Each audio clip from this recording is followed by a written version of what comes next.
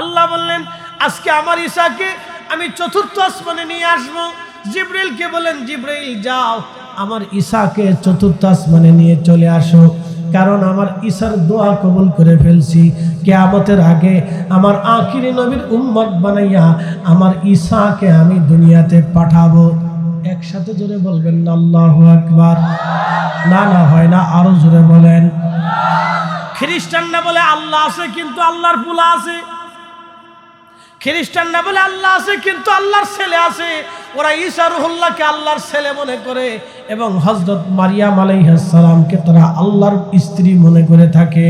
একবার জোরে বলবেন কি নাউজুবিল্লাহ। লাম ইয়ালিদ ওয়া লাম ইউলাদ, আল্লাহ জন্ম দেন না, জন্ম নেন না। আল্লাহ জন্ম দেন না, জন্ম নেন না। আল্লাহ এক এক এক। চিৎকার করে জোরে বলেন আল্লাহু আকবার। হযরত ঈসা রুহুল্লাহ বদ্ধ ঘরের ভিতরে ঢুকলেন। ইহুদিরা চিন্তা করলো আমরা যদি এইভাবে ঢুকতে যাই তাহলে ঈসা যদি আমাদেরকে আঘাত করে তাহলে আমরা মারা যাব। কেউ এই ঘরের ভিতরে ঢুকতে চায় না। তখন এক শৃঙ্খল ইহুদি ছিল, সে চিন্তা করলো আমি তাকে ধরে নিয়ে আসতেছি, দাঁড়াও। ওই লোকটা যখন হযরত ঈসাকে ধরার জন্য বদ্ধ ঘরের ভিতরে গেল, আমার রব তো পরিকল্পনা করে রাখছে, আল্লাহ পরিকল্পনা করে রাখছে। আল্লাহর পরিকল্পনা বড় মারাত্মক। আল্লাহ তো পরিকল্পনা করে রাখছে। ওই ইহুদি যখন ঈসাকে ধরার জন্য ঘরের মধ্যে ঢুকেছে, তখন এই ইহুদির চেহারা ঈসা রুহুল্লাহকে ফেরেশতারা আসমানে নিয়ে চলে গেল। কিন্তু এই বেটা ভিতরে যায় দেখে ঈসা রুহুল্লাহ, হযরত ঈসা রুহুল্লাহ ঘরের মধ্যে নাই।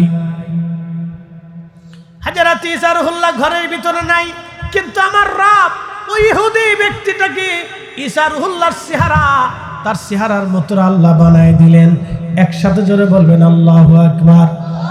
ঈসা রুহুল্লাহর চেহারা যেমন, ওই ইহুদির চেহারা আল্লাহ এরকম বানায় দিলেন। কিন্তু ইহুদি তো তার চেহারা সে দেখে নাই। ইহুদি তার চেহারা সে দেখে নাই। ওই ঘরে তার আয়না নাই, সে তার চেহারা দেখে নাই। ইহুদি বের হয়ে এসে বলতেছে, ও ইহুদিরা, এখানে ঈসা রুহুল্লাহ নাই, সে পালিয়ে চলে গেছে। তখন ইহুদিরা কয়, বলে বেটা বলস কি, তুই তো ঈসা রুহুল্লাহ। খাই না আমি ঈসা না, কারণ তুই ঈসা। এই যে তোর চেহারা ঈসা, তুই কস তুই ঈসা না। এই ইহুদিরা ধরছে দৌড়িয়ে। তার মানে ওই ইহুদিরে শুলে চড়াইছে। কিসে চড়াইছে? শুলে। দেখেন বুঝেন, মিলেছি আপনার মিলে দিচ্ছি। শুলে চড়াইছে, দুই হাত শুলের মধ্যে চড়াইয়া পেরাক মেরে কাঠের ভিতরে পেরাক দিয়ে দুই পা বেঁধে দুই পায়ের মধ্যে পেরাক দিয়ে এইভাবে চড়াইয়া রাখছে। দেখবেন খ্রিস্টানরা এইরকম একটা ক্রুশ বানায়। কি কথা কর না কে? ক্রুশ বানাইয়া তারা গলার মধ্যে ঝোলায় রাখে। কোন জায়গায় ঝোলায়? গলায় ঝোলায়, ঘরের মধ্যে রাখে, বাড়িতে রাখে, পড়ার টেবিলের সামনে রাখে। ওই যে ঘটনাটা ঘটছে কি দেখেন, উনি কিন্তু আসল ঈসা না, উনি হলো নকল ঈসা। একসাথে কেন আল্লাহু আকবার। কি ঈসা? আসল না নকল? নকল। ওরা ঈসাকে বলে ঈসা আল্লাহর বেটা, সে আল্লাহর বেটা, আল্লাহর ছেলে, সে গড। আচ্ছা বলেন তো, আল্লাহর হযরত ঈসা যদি আল্লাহর বেটাই হয়, আল্লাহর ছেলে হয়, তাহলে ইহুদিরা তারা মারলো কেমনে? আল্লাহর ছেলেরে কি কোনোদিন মারা যায়? চিন্তা করেন তো। তাহলে খ্রিস্টানরা এখানে ভুলের মধ্যে আছে। ওরা কিয়ামত পর্যন্ত এই ভুলের ভিতরেই থাকবে। দেখেন ওই ইহুদির চেহারা হযরত ঈসার চেহারা বানাইলেন, কিন্তু এটা নকল ঈসা। আসল ঈসা তো চতুর্থ আসমানে আল্লাহ নিয়ে চলে গেলেন। চতুর্থ আসমানে আসল ঈসাকে আল্লাহ নিয়ে চলে গেলেন, এটা নকল ঈসা। এবার ইহুদিরা তারে ক্রুশের মধ্যে চড়াইয়া এরপরে তাকে হত্যা করলো, তারপরে তাকে মেরে ফেললো। ওই যে ওইখান থেকে খ্রিস্টান যারা ছিল তারা হযরত ঈসার স্মরণে নকল ঈসা মারা গেল, তারা চিন্তা করলো আমাদের গড মারা গেছে, আমাদের আল্লাহর ছেলে মারা গেছে। এরপর থেকে তারা ক্রুশ বানায়া, ক্রুশটাকে তারা খুব পবিত্র মনে করে থাকে এবং তারা এটাকে শ্রদ্ধা করে, তারা সেজদা দেয় এবং এই ক্রুশের সামনে তারা প্রার্থনা করে। আস্তে করে না নাউজুবিল্লাহ জোরে বলেন। আমাদের দেশে যারা হিন্দু সনাতনী, এ পোলাপান শুনিস বাচ্চারা জানার দরকার, আমাদের দেশে যারা হিন্দু সনাতনী ওরা বিদ্যার জন্যে, ওদের যাতে মেধা লাগে, বিদ্যা লাগে, ডাক্তার হতে পারে, ইঞ্জিনিয়ার হতে পারে, সেই জন্য ওরা সরস্বতীর সামনে চলে যায়। সরস্বতীর সামনে যাইয়া কদ্দুর পূজা অর্চনা দিয়ে সেজদা মেজদা দিয়ে কয়, মা সরস্বতী তুমি আমরারে বিদ্যা দিয়ে দাও। আমরা বিদ্যার জন্য চাই কার কাছে? জোরে বলেন, আরো জোরে। চাবো কার কাছে? আমরা আল্লাহ ছাড়া অন্য কারো কাছে কিছু চাবো না। কি কথা না ঠিক আছে কিনা? ভালো করে শুনে যান। এবার হিন্দুরা দেখবেন তারা ওই দুর্গার সামনে যায় সেজদা দেয়, কালীর সামনে দেয়, গণেশের সামনে দেয়, কার্তিকের সামনে দেয়, কৃষ্ণের সামনে দেয়, লোকনাথের সামনে দেয়, মনসার সামনে দেয়, শিবের সামনে দেয়, লক্ষ্মীর সামনে দেয়। এইভাবে তাদের ভগবান হতে হতে হতে হতে ৩৩ কোটি দেবতা হয়েছে। ঈসা রুহুল্লাহ বিরাট মস্ত বড় পাহাড়ের পাশ দিয়ে যাচ্ছেন। যাওয়ার সময় ঈসা নবী দেখলেন বিরাট বড় একটা পাহাড়, পাহাড়ের পাশে মস্ত বড় একটা পাথর, পাথরটা ধবধবে চিকচিকে সাদা। আমি হজে গিয়েছিলাম, হজ থেকে আমি লোহিত সাগরে গেলাম ঘোরার জন্য, দেখে আসি লোহিত সাগর। তো লোহিত সাগরে গেলাম, লোহিত সাগরে যখন গেলাম, লোহিত সাগরের পানি অত্যন্ত চকচক করে এবং দূর থেকে দেখলে মনে হয় নীল পানি। দূর থেকে দেখতে মনে হবে নীল পানি, স্বচ্ছ পরিষ্কার পানি। লোহিত সাগরের পানি বিরাট স্বচ্ছ এবং পরিষ্কার, আমাদের বঙ্গোপসাগরের পানির মতো ঘোলা না। খুব মনোযোগ দিবেন। লোহিত সাগরে গেলাম, পাথর আনলাম আমি, একবারে চকচকে ধবধবে সাদা পাথর, দেখতে খুব ভালো দেখা যায়। বন্ধু আমার, হযরত ঈসা রুহুল্লাহ দেখলেন ধবধবে চকচকে সাদা পাথর। আল্লাহর নবী ঈসা বললেন, আল্লাহ এই পাথরের ভিতরে কি আছে? আল্লাহ বলেন, ঈসা তুমি কি দেখতে চাও? বলে, হ রব দেখতে চাই। আল্লাহ বলেন, ঈসা রে তুমি এই পাথরের উপরে তোমার লাঠি দিয়ে আঘাত করো। আল্লামা ইমাম সাবুরি আশ-শাফিঈ আন-নুজহাতুল মাজালিসের মধ্যে তিনি লিখতেছেন, হযরত ঈসা রুহুল্লাহ হাতের লাঠি দিয়ে তিনি আঘাত করলেন। আঘাত করার সাথে সাথে পাথর দুইটা খণ্ডে বিভক্ত হয়ে গেল। আল্লাহর নবী ঈসা রুহুল্লাহ তাকায় দেখে রে, পাথরের ভিতরে একজন আল্লাহর বান্দা সবুজ একটা লাঠির উপরে ভর দিয়ে দাঁড়ায়া দাঁড়ায়া আল্লাহ আল্লাহ আল্লাহ আল্লাহ আল্লাহ আল্লাহ আল্লাহ আল্লাহ জিকির করে। ঈসা নবী ডাক দিল, আল্লাহর বান্দা তুমি পাথরের মধ্যে করো কি? আল্লাহর বান্দা বলে, আল্লাহর পয়গম্বর আমি পাথরের ভিতরে আল্লাহ জিকির করতেছি। বলে, আল্লাহর বান্দা গো কত বছর ধরে তুমি পাথরের মধ্যে আছো? বলে, আল্লাহ নবী আমি 400 বছর ধরে পাথরের ভিতরে আল্লাহর ইবাদতে আছি। একবার জোরে বলবেন কি মারহাবা। কত বছর? কিসের ভিতরে? পাথরের ভিতরে বাঁচাইতে পারেনি। মুরগার ডিমের ভিতরে বাচ্চা বাঁচাই কে? না আমরা বাঁচাইছি না, পশু বিজ্ঞানীরা বাঁচাইছে। তো মুরগার ডিমের ভিতরে বাচ্চা দেয় কে? বাঁচাই কে? ওর জীবন দেয় কে? ওর অক্সিজেন দেয় কে? তো মুরগার ডিমের ভিতরে যদি আল্লাহ বাচ্চা বাঁচাইতে পারে, তাহলে আল্লাহ পাথরের ভিতরে মানুষও বাঁচাইতে পারে। কথা কর না কেন? ঠিক আছে কিনা? এটা আল্লাহর কুদরত, আল্লাহর কুদরত। এখান থেকে বুঝে যেতে হবে আল্লাহর কুদরত, আল্লাহর কুদরত বুঝতে হবে। এ মুসলমান খুব মনোযোগ দিবেন। রবগঞ্জবাসী আল্লাহর বান্দা ডাক দিলেন। ঈসা রুহুল্লাহ বললেন, ও আল্লাহর বান্দা তুমি পাথরের ভিতরে 400 বছর আছো, তো পাথরের মধ্যে তুমি খাও কি? বলে, হুজুর আল্লাহ পাথরের ভিতরে আঙ্গুর গাছ লাগায় রাখছে, এই আঙ্গুর খেয়ে খেয়ে আমি 400 বছর ধরে খোদার ইবাদতে আসি। একসাথে চিৎকার মেরে জোরে বলেন আল্লাহু আকবার। তুলিজুল লাইলা ফিন নাহারি ওয়া তুলিজুন নাহারা ফিল লাইল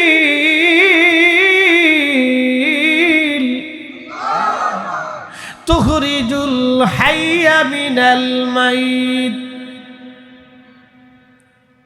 রাত থেকে দিন, দিন থেকে রাত, জিন্দা থেকে মরা।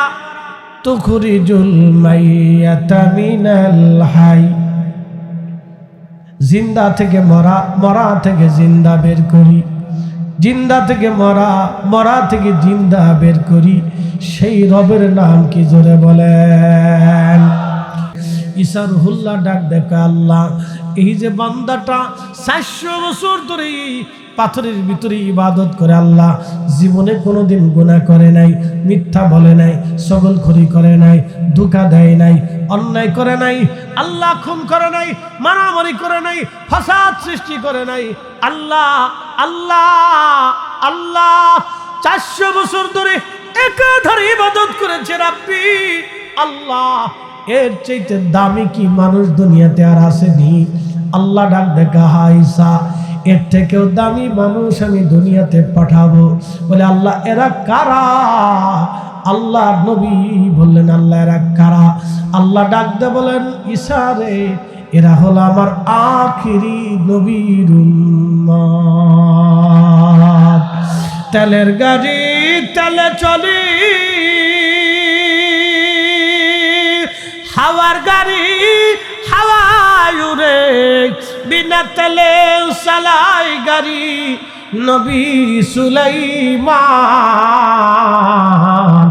আমরা সেই মুসলমান, আমরা সেই মুসলমান, ঠিক কি না? আমরা সেই মুসলমান। হাই হাই রে, কি মুসলমান আমরা চিন্তা করে। আমরা সেই মুসলমান। হযরত ঈসা ডাক দিয়ে বলেন, আল্লাহ আখিরি নবীর এত মর্যাদা তুমি কেমনে দিবা? আল্লাহ ডাক দেখো, ঈসা রে আমি তাদের মাঝে বিশেষ বিশেষ রাত দিব, বিশেষ বিশেষ রজনী থাকবে, আমি বোনাস দেব। বোনাস কি দেব? বোনাস। যেমন আল্লাহ আমাদেরকে কিছু কিছু সময় বোনাস দিয়েছেন। রমজান মাসে আল্লাহ বোনাস দিয়েছে, জুমার রাত্রে আল্লাহ বোনাস দিয়েছে, জুমার দিনে আল্লাহ বোনাস দিয়েছে, নফল নামাজে বোনাস দিয়েছে, কোরআন খতমে বোনাস দিয়েছে। আজকের মাহফিলে আল্লাহ আমাদেরকে বোনাস দিয়ে দিবে। বোনাস অতিরিক্ত, অতিরিক্ত বোনাস আল্লাহ আমাদেরকে দিয়ে দিবে। আল্লাহ ডাক দিলেন, ঈসা আমি আমার আখিরি নবীর ভিতরে কিছু বোনাস দিব। কিছু কিছু রাত থাকবে, তার একটা রাতের নাম লাইলাতুন নিসফি মিন শাবান। শাবানের 14 তারিখ দিন যায় রাত, শবে বরাত সামনে আসতেছে। একসাথে জোরে বলেন আল্লাহু আকবার। বরাতের রাত আসতেছে, আর আমাদের দেশের কিছু নজদি দেখবেন এই বরাত আসার আগে ওর শরীরে চুলকানি লাগবে। ও বলবে এই রাত্রে ইবাদত করলে গুনাহ হবে, এই রাত্রে ইবাদত করা আর বেশ্যালয়ে থাকা এক কথা, ওই ফতোয়া দিবে। এই কথা যারা বলবে ওদেরকে মসজিদ থেকে জুতা দিয়ে বাইরিয়া তারাই দেওয়া ওয়াজিব। ওরা মুনাফিক। এই কথা কর না, জোরে বলেন। ওরা কি? আরো জোরে, জোর হয় না কেন? ওরা মুনাফিক। ওরা উম্মতকে ধ্বংস করার জন্য আসছে। মুসলমান, হযরত ঈসা রুহুল্লাহ বলেন, আল্লাহ কোন রাত? বলে লাইলাতুন নিসফি মিন শাবান। শাবানের 14 তারিখ দিন যায় রাত। আল্লামা ইমাম মুসলিম রহমাতুল্লাহ, ইমাম তিরমিজি বিশ্ববিখ্যাত ইমামরা এই রাতের 4টা নাম দিয়েছেন। লাইলাতুস সাইফ, লাইলাতুর রহমান, লাইলাতুল বারাআত, লাইলাতুল মুবারাকা। 4টা বরকতি নাম। লাইলাতুল বারাআত, বারাআত মানে মুক্তির রাত, ক্ষমার রাত। লাইলাতুস সাইফ, লাইলাতুর রহমান, লাইলাতুল মুবারাকা। 4টা বরকতি নাম আছে এই রাত্রে। লাইলাতুন নিসফি মিন শাবান, শাবানের 14 তারিখ দিন যে রাত, লাইলাতুল বারাত। আল্লাহ ডাক দিলেন, ঈসা রে এই রাত্রিবেলা আমার আখিরি নবীর উম্মতেরা যদি ইবাদত করে, আমি আল্লাহ এক রাতের ইবাদত আমার এই বান্দা পাথরের ভিতরে 400 বছর ধরে যত ইবাদত করেছে, আমার আখিরি নবীর উম্মতরা ওই রাত্রিবেলা ইবাদত করলে আমি এই বান্দার বরাবর ইবাদতের নেকি আমার আখিরি নবীর উম্মতেরা আমল নামায় দিয়ে দেব। না সুবহানাল্লাহ যে না বলবেন তার মুখে ঠাড়া পড়বে। জোরে বলেন, একসাথে জবান খুলে এখন হাত উঁচা করে বলেন, হাত উঁচা করে বলেন, হাত উঁচা করে আল্লাহু আকবার। না আল্লাহরা দিয়ে এখন আল্লাহু আকবার। খুশি না বেজার? তাহলে আমাদের নবীর দাম আছে না নাই? নবীর দামে আমাদের দাম আছে না নাই? আমাদেরকে আল্লাহ 70 গুণে দিলেন, তাহলে আমাদের নবীকে আল্লাহ 7 নবী থেকে 70 গুণ বেশি দিয়ে দিছে। কথা কন না কেন, ঠিক কিনা? ওই নবীর ইজ্জতে যারা চাদর ধরবে তারা মুনাফিক। আসতে বলবেন না, জোরে বলেন। ওরা কি? আরো জোরে বলেন, মুনাফিক। এতে কোনো সন্দেহ নাই। রূপগঞ্জবাসী ঈসা রুহুল্লাহ ডাক দেখ, আল্লাহ আমার আপনি আখিরি নবীর উম্মত বানায় দেন, আমার আপনি আখিরি নবীর উম্মত বানায় দেন। ঈসা রুহুল্লাহ কথা বলার পরে আল্লাহ বলেন, হ্যাঁ ঈসা, তোমার দোয়াটা আমি কবুল করে নিলাম, তোমার আখিরি নবীর উম্মত মনোনীত করলাম। খুব ভালো করে শুনে যান। হযরত ঈসা রুহুল্লাহকে ইহুদিরা মারতে গেল। ইহুদিরা ঈসা রুহুল্লাহকে মারতে গেলেন। আল্লাহ রাব্বুল আলামিন পরিকল্পনা করলেন, ইন্নাহুম ইয়াকিদুনা কাইদা ওয়া আকিদু কাইদা। আল্লাহ বলেন ওরাও কৌশল করে, আমি আল্লাহও কৌশল করি। আল্লাহর কৌশল বড় কঠিন কৌশল। ইন্না বাতুশা রাব্বিকা লাশাদীদ। আল্লাহর ধরা বড় শক্ত ধরা, আল্লাহর ধরা বড় মজবুত ধরা, আল্লাহর ধরা বড় মজবুত ধরা। ইহুদিরা চিন্তা করলো ঈসাকে মেরে ফেলবো। হযরত ঈসা রুহুল্লাহকে মারার জন্য একদল ইহুদি তাকে তাড়া করলো ধরার জন্যে। হযরত ঈসা রুহুল্লাহ দৌড়ায়া একটা বদ্ধ ঘরের মধ্যে ঢুকলেন। আল্লাহ বললেন, আজকে আমার ঈসাকে আমি 4র্থ আসমানে নিয়ে আসবো। জিবরাইলকে বলেন, জিবরাইল যাও আমার ঈসাকে 4র্থ আসমানে নিয়ে চলে আসো, কারণ আমার ঈসার দোয়া কবুল করে ফেলছি। কিয়ামতের আগে আমার আখিরি নবীর উম্মত বানাইয়া আমার ঈসাকে আমি দুনিয়াতে পাঠাবো। একসাথে জোরে বলবেন না আল্লাহু আকবার। না না হয় না, আরো জোরে বলেন। খ্রিস্টানরা বলে আল্লাহ আছে কিন্তু আল্লাহর পোলা আছে। খ্রিস্টানরা বলে আল্লাহ আছে কিন্তু আল্লাহর ছেলে আছে। ওরা ঈসা রুহুল্লাহকে আল্লাহর ছেলে মনে করে এবং হযরত মারিয়াম আলাইহিস সালামকে তারা আল্লাহর স্ত্রী মনে করে থাকে। একবার জোরে বলবেন কি নাউজুবিল্লাহ। লাম ইয়ালিদ ওয়া লাম ইউলাদ। আল্লাহ জন্ম দেন না, জন্ম নেন না। আল্লাহ জন্ম দেন না, জন্ম নেন না। আল্লাহ এক এক এক। চিৎকার মেরে জোরে বলেন আল্লাহু আকবার। হযরত ঈসা রুহুল্লাহ বদ্ধ ঘরের ভিতরে ঢুকলেন। ইহুদিরা চিন্তা করলো, আমরা যদি এইভাবে ঢুকতে যাই তাহলে ঈসা যদি আমাদেরকে আঘাত করে তাহলে আমরা মারা যাব। কেউ এই ঘরের ভিতরে ঢুকতে চায় না। তখন এক শৃঙ্খল ইহুদি ছিল, সে চিন্তা করলো আমি তাকে ধরে নিয়ে আসতেছি, দাঁড়াও। ওই লোকটা যখন হযরত ঈসাকে ধরার জন্য বদ্ধ ঘরের ভিতরে গেল, আমার রব তো পরিকল্পনা করে রাখছে। আল্লাহ পরিকল্পনা করে রাখছে। আল্লাহর পরিকল্পনা বড় মারাত্মক।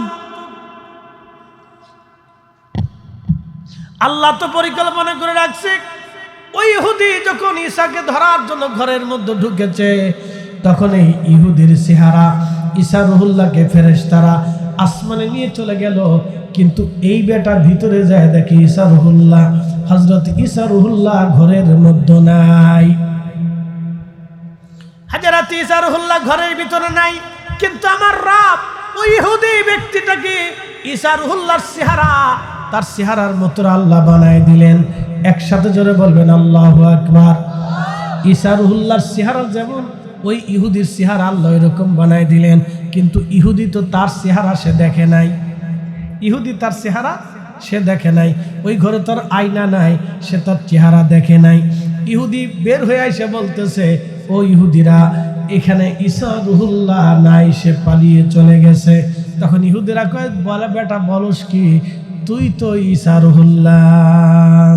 খাই না, আমি ঈসা না, কারণ তুই ঈসা, এই যে তোর চেহারা ঈসা, তুই কস তুই ঈসা না। এই ইহুদিরা ধরছে দৌড়িয়ে, তার মানে ওই ইহুদিরে শুলে চড়াইছে। কিসে চড়াইছে? শুলে। দেখেন, বুঝেন, মিলেছি, আপনার মিলে দিচ্ছি। শুলে চড়াইছে, 2 হাত শুলের মধ্যে চড়াইয়া পেরাক মেরে, কাঠের ভিতরে পেরাক দিয়ে 2 পা বেঁধে, 2 পায়ের মধ্যে পেরাক দিয়ে এইভাবে চড়াইয়া রাখছে। দেখবেন খ্রিস্টানরা এইরকম একটা ক্রুশ বানায়। কি কথা কর না কে? ক্রুশ বানাইয়া তারা গলার মধ্যে ঝোলায় রাখে। কোন জায়গায় ঝোলায়? গলায় ঝোলায়, ঘরের মধ্যে রাখে, বাড়িতে রাখে, পড়ার টেবিলের সামনে রাখে। ওই যে ঘটনাটা ঘটছে, কি দেখেন, উনি কিন্তু আসল ঈসা না, উনি হলো নকল ঈসা। একসাথে কেন আল্লাহু আকবার। কি ঈসা? আসল না নকল? নকল। ওরা ঈসাকে বলে ঈসা আল্লাহর বেটা, সে আল্লাহর বেটা, আল্লাহর ছেলে, সে গড। আচ্ছা বলেন তো, আল্লাহর হযরত ঈসা যদি আল্লাহর বেটাই হয়, আল্লাহর ছেলে হয়, তাহলে ইহুদিরা তারা মারলো কেমনে? আল্লাহর ছেলেরে কি কোনোদিন মারা যায়? চিন্তা করেন তো। তাহলে খ্রিস্টানরা এখানে ভুলের মধ্যে আছে। ওরা কিয়ামত পর্যন্ত এই ভুলের ভিতরেই থাকবে। দেখেন, ওই ইহুদির চেহারা হযরত ঈসার চেহারা বানাইলেন, কিন্তু এটা নকল ঈসা। আসল ঈসা তো চতুর্থ আসমানে আল্লাহ নিয়ে চলে গেলেন।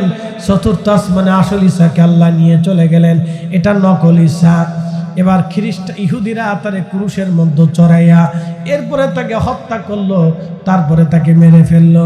ওই যে ওইখান থেকে খ্রিস্টান যারা ছিল, তারা হযরত ঈসার স্মরণে নকল ঈসা মারা গেল, তারা চিন্তা করলো আমাদের গড মারা গেছে, আমাদের আল্লাহর ছেলে মারা গেছে। এরপর থেকে তারা ক্রুশ বানাইয়া, ক্রুশটাকে তারা খুব পবিত্র মনে করে থাকে এবং তারা এটাকে শ্রদ্ধা করে, তারা সেজদা দেয় এবং এই ক্রুশের সামনে তারা প্রার্থনা করে। আস্তে করি না, নাউজুবিল্লাহ, জোরে বলেন। আমাদের দেশে যারা হিন্দু সনাতনী, পোলাপান শুনিস, বাচ্চারা জানার দরকার।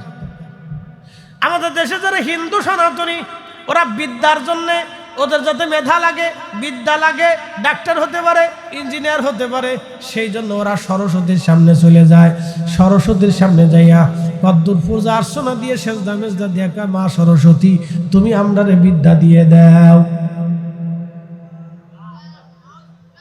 আমরা বিদ্যার জন্য চাই কার কাছে? জোরে বলেন, আরো জোরে।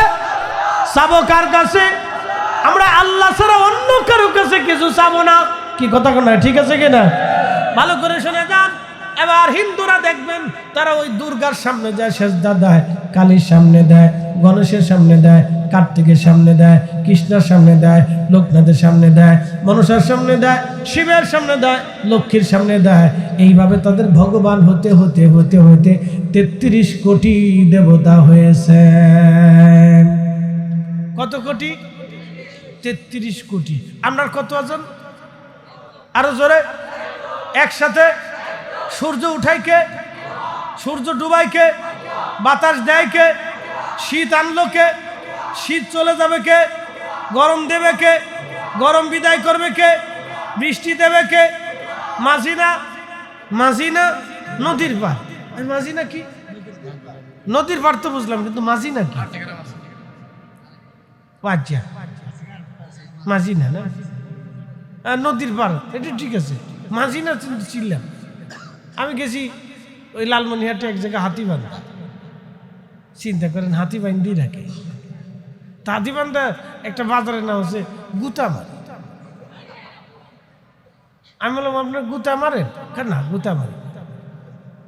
গুতামারি কি নাম? নাম কে রাখছে? মুরব্বীরা রাখছে। যাক, কারো অস্কার পুরস্কার দেওয়ার দরকার। কোথাও আছে ইসাখালী, বুয়ালবাড়ি, মধুখালী, আর আমরা ফরিদপুরে যে ভাঙ্গা। জীবনে আর কোনোদিন জোড়া লাগল না, ওটা ভাঙ্গিয়ে দিয়েছি। ওই পাশে আছে আবার 2500। আপনাদের এই নারায়ণগঞ্জের কি আছে? 2500। আমাদের ফরিদপুরে আছে একটা গ্রামের নাম আছে 10,000। কত হাজার? 10,000। দেখ, চিন্তা করতে পারছেন, 7,500 বেশি। আপনাদের 2,500, আমরা আছি 10,000। উরে বাপরে বাপ! একজনের বউ পালাইয়ে এই গুড়াদার থেকে এই পালাইয়ে 10,000 গ্রামে চলে গেছে। তো বেটা থানায় যায় মামলা দেখে, স্যার লেখেন এই গুড়াদার থেকে বউ পালাইছে 10,000। তো দারোগা আছে এরছে, বুঝে কোস না বুঝে কোস কে? স্যার বুঝেই করতেছি, আপনি লেখেন গুড়াদা থেকে বউ পালাইছে 10,000। তো দারোগা আবার চাইছে, বুঝে করছি না বুঝে করছি? স্যার বুঝেই বলতেছি, ঘোড়াদা থেকে বউ ফালাইছে 10,000। কই এক গ্রাম থেকে 10,000 বউ চলে গেল, কেউ দেখলো না।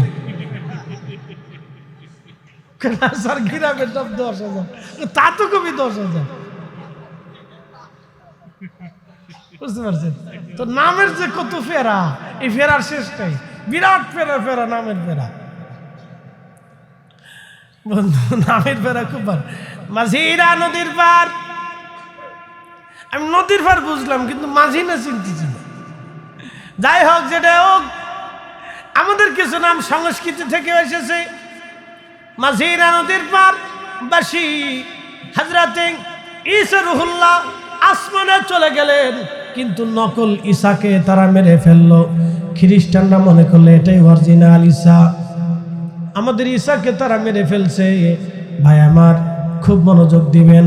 এই জন্য তারা ক্রুশ বানাইয়া এই ক্রুশ চিহ্নটাকে তারা খুব সম্মান করে এবং এই ক্রুশের সামনে তারা প্রার্থনা করে থাকে। কিয়ামত পর্যন্ত তারা এই ভুলের মধ্যে থাকবে।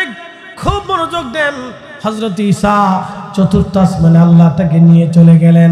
আবার কিয়ামতের আগে হযরত ঈসাকে আল্লাহ দুনিয়াতে পাঠাবে। যখন ঈসা দুনিয়াতে আসবেন, তখন আলামতে কুবরা চলবে। এখন আলামতে সুগরা চলতেছে, কিয়ামত হবে। তার অনেকগুলি আলামত হবে। আলামত থেকে দুই ভাগে ভাগ করা হয়েছে। একটা আলামত আলামতে কুবরা, আর একটা আলামত আলামতে সুগরা। তা আলামতে সুগরার ভিতরে বলা হয় ছোট ছোট আলামত। এখানে 72টা হাদিসের ভাষায় আসছে, আবার কোনো কোনো বর্ণনায় 85টা আসছে। তার ভিতরে একটা হলো ওয়ামাতুসসালা, উম্মত নামাজ মেরে ফেলবে। বলে হুজুর, কত মানুষ তো নামাজ পড়ে, তো নামাজ পড়লো কেমনে? দেখবেন অনেকে নামাজ পড়ে ঘুষ খেয়ে যে নামাজ পড়ে যায় ঘুষ খায়, তো নামাজ মেরে ফেলছে। এ নামাজ হলো না, এ নামাজ হলো না। নামাজ পড়ছে কিন্তু সুদ খায়, নামাজ পড়ছে কিন্তু বনের জমি বুঝাই দিল না, নামাজ পড়ছে অন্যের দোকান দখল করে তারপরে সেখান থেকে টাকা মেরে খায়। নামাজ হলো না। হজ করেছে কিন্তু বাবা আমারে খেতে দেয় না, বাবা আমার খেদমত করে না, হজ কবুল হইল না। কথা কর না, জোরে বলেন। এই পোলা মন্ত্র ঘুমাই পড়ছুত নি? স্বার্থ তো নাই না, তো অসুবিধা নেই। স্বার্থ নাই রে, এটা দরকার। স্বার্থ থাকলে তাহলে পুরোটা ভরা থাকতো। একটা গরু যদি উঠাইতে পারতে, তাহলে লোকে লোকারণ হয়ে যেত। পুরা জায়গাটা দেখতেন লোকে কিলবিল কিলবিল করতেছে। স্বার্থ আছে তো। আগামী থেকে একটা গরু নাহলে একটা খাসি না, আদামর হইলো একটা, ল্যাংটা স্যাংরা হইলো একটা, কাজ করে শুয়ে উঠাই ফেলাবেন, অসুবিধা নাই। স্যার একটু ল্যাংটা স্যাংরা হলে, একটু বুবা সুবা হলেও অসুবিধা নাই।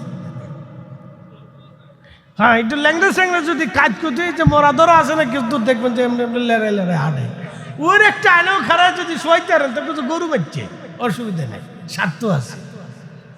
তাহলে দেখবেন যে একবারে পুরা ঠা ফ্যান্ডেল ওই গেট পর্যন্ত পুরা ভরিয়ে থাকবো। তাহলে কিছু লোক আসবে, তো চিন্তা করবে যাই কতদূর খাইয়েও আসি, শুনেও আসি। তো দেখা যাবে ওই খাইতে এসে শুনতে এসে তো দুটো কথা মনে করে বাইট নিয়ে যেতে পারবে। এটা হলো বড়শির আধারের মতো। আমরা যখন বড়শি দিয়ে মাছ ধরি, তখন বড়শির ভিতরে কতদূর আধার দিতে আডা মাডা মারতে হয়। আমরা ছোটোকালে কেচ্চু দিয়ে মাছ মারছি, কয়দিন আগে রংপুর যেয়ে মেরিয়ে আসছি কেচ্চু দিয়ে। ভালোই তো, আমি ছোটোকালে মাছ ধরতাম, খুব ধরতে পারতাম বড়শি দিয়ে। এক বড়শিতে 2 মাছও উঠেছি, বুঝতে পারছেন? কি মাইসে আসছিলাম, ওরে মাইসে রে মাইসে, এক বড়শিতে 2টা মাছ উঠে এলাইছি। আরে খোদা, আরে সর্বনাশ। কেচ্চু দিয়ে মাছ মারতাম, আড়া দিয়ে মারতাম, পুঁটি মাছ, ওরে ধরা ধরতো পুঁটি। তো খুব মনোযোগ দেন। এইটা থাকলে ওই পুরাটা ভরা থাকতো, কিছু মানুষ স্বার্থের জন্য আসতো, আসার পরে 4 কথা শুনে 2 কথা হলে বাইক নিয়ে যাইতো। এটা দরকার। কি কথা ঠিক আছে কিনা? দরকার। খোলা মানে খুশি হয়েছে, বিরাট চিকেট দিছে, দেখছেন ওরা খুব খুশি হয়েছে যে আরে হুজুর কাজ করছে এই তারিখে একটা। ভাই আমার খুব মনোযোগ দেবেন। হযরত ঈসা রূহুল্লাহ আসবে, কিয়ামতের আলামতের সুগরা, উম্মত নামাজ মেনে ফেলবে, আমানত নষ্ট করবে, পিতামাতার অবাধ্য হবে। বাংলাদেশে 100% ছেলে মেয়ের ভিতরে 50% ছেলে মেয়েরা বাপ মাকে মানে না। শুধু বাবা মা কি, মুরব্বিও মানে না, উস্তাদও মানে না। আর যদি একটা মোটরসাইকেল নিচে থাকে তাহলে ও ছাড়া আর কাউরে চিনে না। খালি গিয়ার মধ্যে থেকে পরে ঠিক করে দিয়ে ট্রাকের নিচে হান্দাই দিছে। আমার এই র্যাপ4 আজকে কালকে কিনে নিয়ে আসছে, এটা কালকে কিনছে। আমার হলো এসআই নোয়া, এটা দামি গাড়ি, প্রায় 50 লাখ টাকা দিয়ে গাড়িটা কিনছিলাম। ও শতানে মোটরসাইকেলে এরকম গিয়ার মধ্যে করে মারবার দিয়ে ও পড়ছে কি ইয়া করছে, ওর সামনে প্রাইভেট কার ছিল, ব্রেক করছে, ওটা নিয়ন্ত্রণ করতে পারে না, প্রাইভেট কারে ভীষণই মাইরি দিয়ে ওর নিচে কাইতে পড়ে যায়, মোটরসাইকেল ছেড়ে দিছে। আমার চলন্ত গাড়িতে মোটরসাইকেল সামনে এসে লাগিয়ে আমার বিরাট ক্ষতি হয়ে গেছে, বুঝতে পারছে। পরে পুলিশে ধরে নিয়ে গেছে, ওরে থানায় মোটরসাইকেল নিয়ে গেছে। পরে সন্ধ্যার সময় ফোন দেখে, হুজুর আসেন, এই সালিশ দরবার করে দেই, টাকা পয়সা উদ্ধার করে দেয়। আমি বললাম যে যাক, ও যদি মরে যেত তাহলে আমার আরও উল্টে জরিমানা দেওয়া লাগতো। তা আল্লাহ ওরে বাঁচাই দিছে, আমার ক্ষতি হয়েছে, যাক আমি ওরে মাফ করে দিলাম, আপনি ওরে ছেড়ে দেন।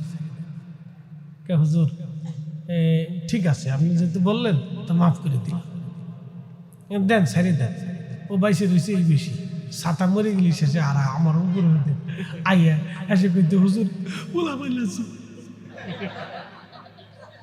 এতি হয়ে গেছে, আপনি তো দয়ার মানুষ, কদ্দুর দিয়ে দেন। পরে এসে 4-5 লাখ টাকা চলে যেত, ঠিক আছে না? আল্লাহ বাঁচাই দিচ্ছে। পরে আমাকে যেহেতু আল্লাহ আমার বাঁচাই দিছে, তা আমি ওরে বাঁচাই দিলাম, যা খালাস, ছেড়ে দিচ্ছে। এই জন্য মোটরসাইকেল যারা চালান একটু সতর্কতার সাথে চালানোটা জরুরি ভাই।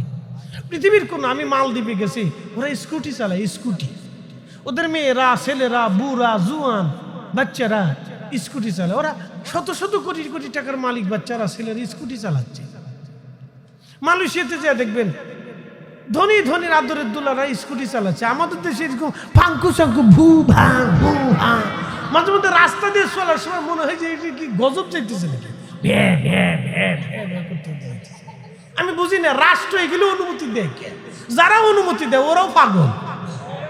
কি আসতে কনকে জোরে বলেন।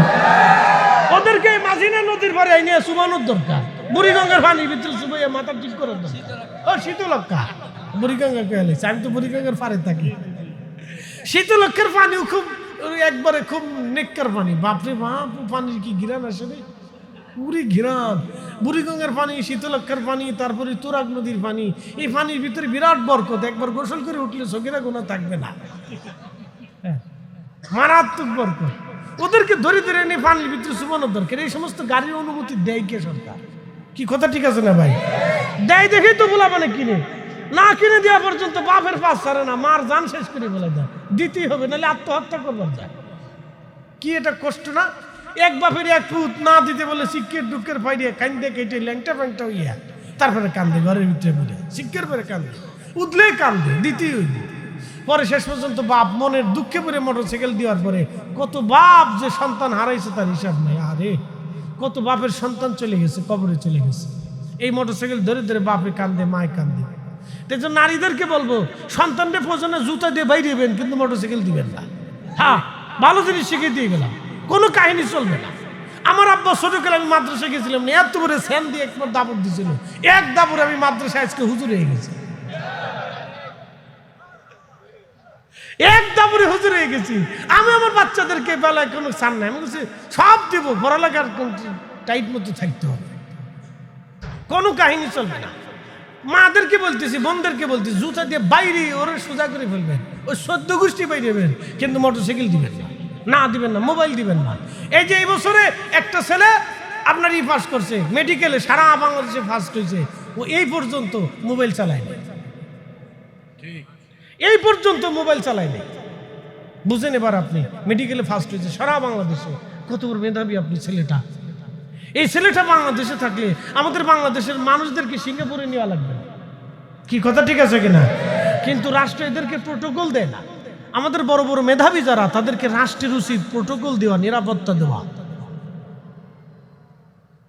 উচিত, তাদের নিরাপত্তা দেওয়া। বড় বড় মেধাবী যারা আছে, বড় বড় ডাক্তার যারা আছে, ডক্টর যারা আছে, বড় বড় যারা এই আপনার গবেষণা করে এবং বিজ্ঞানী হয়, যারা নতুন নতুন এই কিছু কিছু আবিষ্কার করে, সরকারের উচিত ওদেরকে এক সাইড করা এবং এই সমস্ত মেধাবীদেরকে আলাদা সাইড করে নিয়ে ওদেরকে প্রোটেকশন দেওয়া। কিন্তু রাষ্ট্র এটা দেয় না। রাষ্ট্রের কথা কইলাম, ওটা কইলাম, এটা কইলে হুজুর রাজনীতি করে। আমি কোনো রাজনীতি করি না, আমি জীবনে ভোটও দিইনি। বলে হুজুর কেন দেন নাই? ভোট দিবার চাই দেখি যে যারা দিব হই লোক সুবিধা। তো চিন্তা করলাম যে ভোটটা একটা দেওয়ার পরে হাতে যদি গম চুরি করে, তো কিয়ামতের মধ্যে আল্লাহ কবি তুমি গম চুরির আল্লাহরে সাপোর্ট করছিলে, গম বুঝাই দিয়ে যাও। কি আমি কিন্তু খারাপ কিছু কইনি, আমি খারাপ কিছু কইছি? এটা কিন্তু হিসাব, হিসাব। মনে কিছু নিয়ে না, দুঃখ নিয়ে না ভাই আমার। এই জন্য আমি কোনোদিন ভোট দিই নির্বাচনের কেন্দ্রে কিন্তু যে ঘুরে টুরে চাটা খেয়ে বাদাম টাদাম খেয়ে চলে গেছি। আর গত নির্বাচনে আমি চলে গেছিলাম ইন্ডিয়া। আমাকে যা, ভোট তো আমার আগেই হয়ে গেছে, তাহলে আর দরকার নেই, আমি মাহফিল করে আসি। পরে ইন্ডিয়ার থেকে মাহফিল টাহফিল করে চলে এসেছি। যাও, খামাকে এই ভেজাল ভেজাল করার দরকার নেই, আমি চলে গেছি। ইমিগ্রেশনকে ভোট দেবেন না? আমাকে ওইটা হয়ে যাবে না, অসুবিধা নেই। কি বললেন? আমাকে না, কাজ আছে আমার একটু। উনি বুঝে সারে নেই। পরে কি বললেন হুজুর? না ওই অসুবিধা নেই, দেখবা আমার জরুরিটা আছে তো যাইতে হবে। আচ্ছা ঠিক আছে,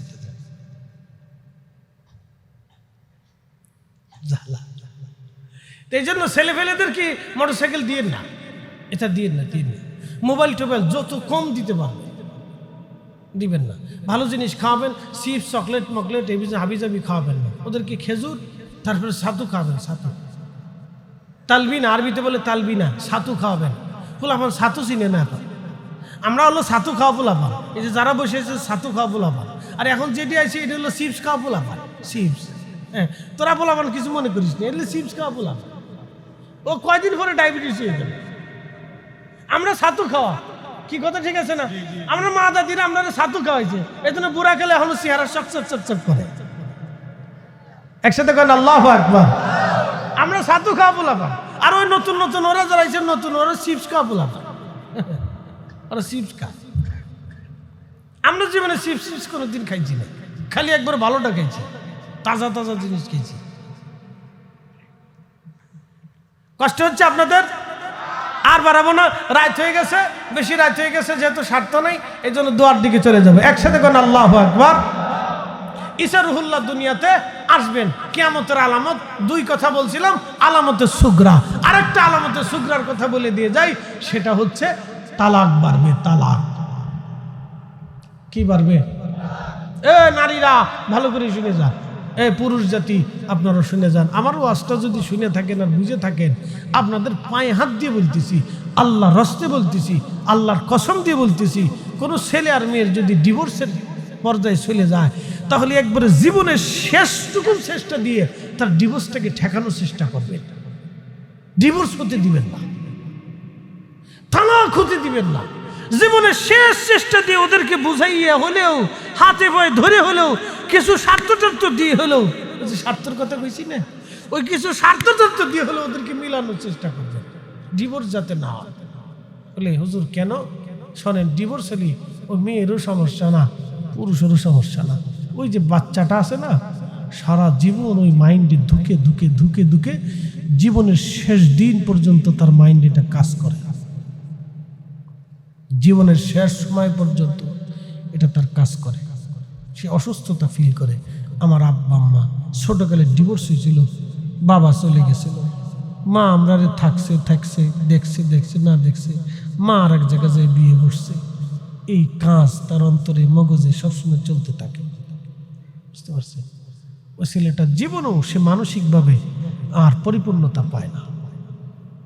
আমি আপনাদেরকে একবার গভীর থেকে কথাটা বলব, এই জন্য হাজার চেষ্টা করবেন ডিভোর্স যাতে না আসে। নবী বললেন উম্মতরে কিয়ামতের আগে প্রচুর পরিমাণে তালাক বাড়বে, প্রচুর পরিমাণে ডিভোর্স বাড়বে, তালাক হবে। উম্মত তখন তোমরা কিয়ামতের অপেক্ষা করতে থাকো। যখন স্বামী আর স্ত্রীর ভিতরে ডিভোর্স হয়, তালাক হয়, তখন আরশে মোল্লা কাঁপতে থাকে। বলে কেন? আত্মীয়তার সম্পর্ক ছিন্ন হতে থাকে। রব্বে কারীমের দরবারে আরশ বলে, রব আমি তোমার এই বান্দাদের সাথে সম্পর্ক রাখবো না যারা নিজেদের সাথে সম্পর্ক ছিন্ন করতেছে। আল্লাহ আমি এদের সাথে সম্পর্ক রাখবো না। আরশ কাঁপতে থাকে। রব্বুল আলামিন আপনিও তাদের সাথে সম্পর্ক ছিন্ন করেন। আল্লাহ বলে, আরশ আমিও তাদের সাথে সম্পর্ক ছিন্ন করলাম। যারা আত্মীয়তার সম্পর্ক ছিন্ন করতেছে আমিও তাদের সাথে সম্পর্ক ছিন্ন করে দিলাম। যারা আত্মীয়তার সম্পর্ক ছিন্ন করে আল্লাহ বলেছেন আমি তাদের সাথে সম্পর্ক ছিন্ন করি, আমার সাথে তাদের কোনো সম্পর্ক থাকে না। বুঝতে পারছেন? এই কথাটা সারা জীবনে মনে রাখবেন। কোনো ওয়াজ যদি বাড়ি পর্যন্ত না নিতে পারেন তাহলে নারীরা এই একটা ওয়াজ বাড়ি পর্যন্ত নেবেন। এই একটা ওয়াজ নিয়ে যাবেন, স্বামী স্ত্রীর ডিভোর্স যাতে না হয়, তালাক যাতে না হয়, জীবনের শেষ শক্তি দিয়ে চেষ্টা করবেন। এটা মনে রাখবেন, কারণ এখানে শয়তানের কিন্তু বিরাট বড় উপকারিতা আছে, বিরাট উপকারিতা আছে। ওই ছেলেটার যখন ডিভোর্স হয়ে যায় তখন মেয়েটাও দেখবেন রাস্তা হারা হয়ে যায়। বুঝতে পারছেন? মেয়েটাও দেখবেন রাস্তা হারা হয়ে যায়, মেয়েটাও দেখবেন ভিন্ন দিকে প্রবাহিত হয়ে যায়, হয়তোবা চরিত্রহীন হয়ে যায়, আর না হয় অন্যদিকে ডাইভার্ট হয়ে যায়। না হলে তার পরবর্তী স্বামীর ঘরে গেলেও সে ওই মানে এই অস্বস্তিতে বোধ করে। এটা মানসিকভাবে এক ধরনের ঝামেলা আছে। বুঝতে পারছেন? এই জন্য তালাক কোনো মতেই যাতে তালাক না হয়। আল্লাহ আমাদেরকে তৌফিক দিক। সকলে জোরে বলে না আমিন। এই কাজগুলি করবেন। তালাক ডিভোর্স যাতে আমাদের সমাজে না আসে, রাষ্ট্রে না আসে। আল্লাহ আমাদের তৌফিক দিক। জোরে বলে না আমিন। নারী জাতিরা যদি কথা শুনে থাকেন তাহলে আমার এই কথাগুলি বোঝার চেষ্টা করবেন। আপনাদের কোনো পুরুষ আরেকটা বিয়ে করতে পারবে, নারীও আরেক যা বিয়ে বসতে পারে, কিন্তু এই বাচ্চাটার মানসিকভাবে অসুস্থতার ভিতর থাকে। সেদিন এক পথ শিশুর বক্তব্য শুনলাম। হ্যাঁ, জিকির করা, জিকির করা। আচ্ছা আচ্ছা, ঠিক আছে, ঠিক আছে।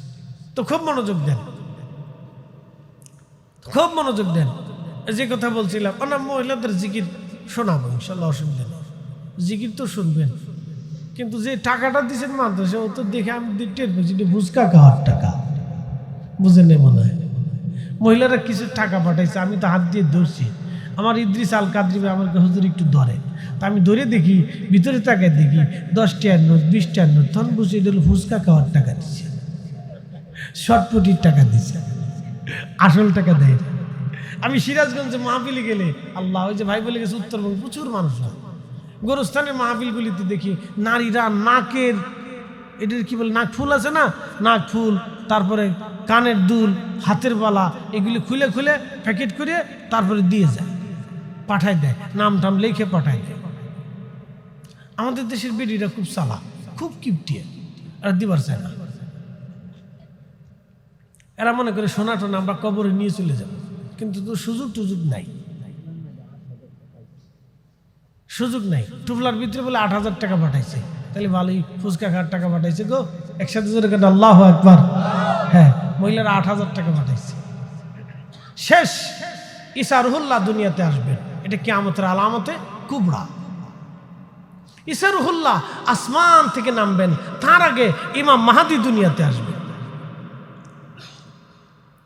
হযরত ঈসা নবী আসমান থেকে ফেরেশতাদের কাঁধে ভর দিয়ে আল্লাহ রাব্বুল আলামিনের নবী ঈসা নবী হয়ে দুনিয়াতে আসবেন না, তিনি আখিরি নবীর উম্মত হয়ে আসবেন। বর্তমান সিরিয়াতে একটা সাদা মসজিদ থাকবে, ওই মসজিদে তাকে নামানো হবে। মসজিদে সিঁড়ি দেওয়া হবে, ঈসা রুহুল্লাহ সিঁড়ি বেয়ে বেয়ে নিচে নামবেন। ওখান থেকে তিনি দেরি করবেন না, মুসলমানদেরকে সাথে নিয়ে ঈসা রুহুল্লাহ হারাম শরীফের দিকে আসবেন। হারামে যখন আসবেন, হযরত ইমাম মাহদী আজান হয়ে যাবে, একামত সময় ঘনিয়ে যাবে। হযরত ইমাম মাহদী হযরত ঈসা রুহুল্লাহর জন্য অপেক্ষায় থাকবে, কখন ঈসা রুহুল্লাহ আসবে। যখন ঈসা নবী হারামে ঢুকবেন, হযরত ঈসা রুহুল্লাহ হারাম শরীফে ঢুকার পরে ঈসা নবী যখন হারামে ঢুকবেন, তখন ইমাম মাহদী হারাম শরীফের জায়নামাজে ইমামের মুসল্লাতে দাঁড়িয়ে থাকবেন। ইমাম মাহদী জায়নামাজ থেকে সরে এসে বলবেন, ঈসা আপনি নামাজ পড়েন, আপনি নামাজে দাঁড়ান, আপনি ইমামতি করেন। হযরত ঈসা রুহুল্লাহ বলবেন, মাহদী আমি এই উম্মতের ইমাম হওয়ার জন্য আমি আসি নাই। ঈসা রে, ঈসা মাহদী গো, আমি এই উম্মতের ইমাম মাহদীর পিছনে নামাজ পড়ার জন্য আমি এসেছি। আমি নবী হয়ে আসি নাই, আমি এই নবীর উম্মত হয়ে এসেছি। একবার আওয়াজ তুলে বলা যাবে কি আল্লাহু আকবার। হযরত ঈসা রুহুল্লাহ ইমাম মাহদীর পিছনে নামাজ পড়বে। নামাজ শেষ করে তিনি হজ করবেন, উমরা করবেন। হজ উমরা শেষ করার পরে তিনি ওইখান থেকে রওনা দিবেন মদিনাতুল মুনাওয়ারার দিকে। মুস্তাদরিক হাকিম লিসসাহিহাইনের ভিতরে ইমাম হাকিম লিখতেছেন, ঈসা রুহুল্লাহ যখন মসজিদে নববীতে আমার নবীজি রওজা মুবারকের পাশে দাঁড়াবেন, ওই সময় হাজার হাজার হাজার হাজার লাখে লাখে হাজিরা রওজা শরীফের পাশে হযরত ঈসা রুহুল্লাহর সাথে দাঁড়িয়ে যাবেন। ঈসা রুহুল্লাহ দিয়ে সালাম দিবেন, আসসালাতু আসসালামু আলাইকা সাইয়্যিদি ইয়া রাসূলুল্লাহ, আসসালাতু আসসালামু আলাইকা সাইয়্যিদি ইয়া হাবিবাল্লাহ। যখন তিনি সালাম দিবেন, সালাম দেওয়ার সাথে সাথে আমার নবী রওজা শরীফ থেকে আওয়াজ বের হয়ে আসবে। তখন আমার নবীজি ঈসা রুহুল্লাহর সালামের জবাব দিয়ে দিবে। সেই জবাবটা শুধু ঈসা নবী শুনবে না, অন্যান্য উম্মতরাও নবীজির কণ্ঠের আওয়াজ শুনতে পারবে। একবার আওয়াজ তুলে বলা যাবে কি আল্লাহু আকবার। তাহলে বলেন, নবীজি রওজা শরীফে জিন্দা আছে না নাই? আরো জোরে বলেন, আছে না নাই? ছিল কি ছিল না? আগামীতে থাকবে কি থাকবে না? কিয়ামত পর্যন্ত ঈসা রুহুল্লাহ সালাম দেওয়ার আগ পর্যন্ত নবীজি রওজা শরীফে কোটি কোটি উম্মতের সালামের জবাব নবী দিতে থাকবে। হযরত ঈসা রুহুল্লাহর সালামের জবাব নবী দিবে। একবার জোরে বলবেন কি মারহাবা। ইয়া রাসূলুল্লাহ, ইয়া হাবিবাল্লাহ, ইয়া রাসূলুল্লাহ। পাই যদি নবী গো আপনার দিদার, মউত যাতনা থাকিবে না আমার, দয়া যে করিয়া দিও গো দিদার, দয়া যে করিয়া দিও গো দিদার। ইয়া রাসূলুল্লাহ, ইয়া হাবিবাল্লাহ, ইয়া রাসূলুল্লাহ।